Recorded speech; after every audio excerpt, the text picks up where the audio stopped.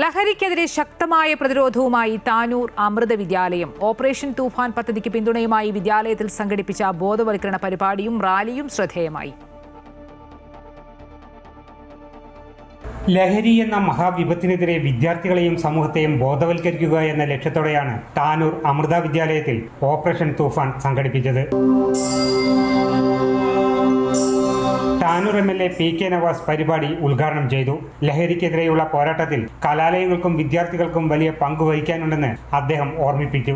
ഈ മതിൽക്കെട്ടിനപ്പുറത്ത് ലഹരി കാത്തിരിപ്പുണ്ട്.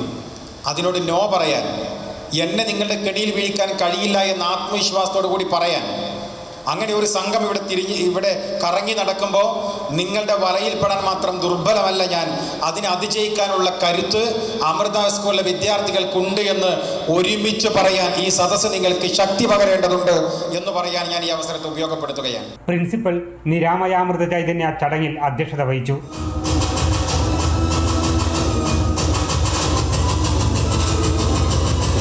വിദ്യാർത്ഥികളുടെ നേതൃത്വത്തിൽ ലഹരിയുടെ ദൂഷ്യവശങ്ങൾ വ്യക്തമാക്കുന്ന മനോഹരമായ മൈം പ്രദർശനവും അരങ്ങേറി. ലഹരിമുക്ത സമൂഹവും സൃഷ്ടിക്കുന്നതിനായി ഞാൻ പ്രവർത്തിക്കും. ലഹരി വിരുദ്ധ പ്രതിജ്ഞയ്ക്ക് ശേഷം ബോധവൽക്കരണ റാലിയോടെയാണ് പരിപാടികൾ സമാപിച്ചത്. Tanur municipal chairperson Nasla Basheer, ward councillor Baby Shankar തുടങ്ങിയവർ പങ്കെടുത്തു. അമൃത ന്യൂസ്, മലപ്പുറം.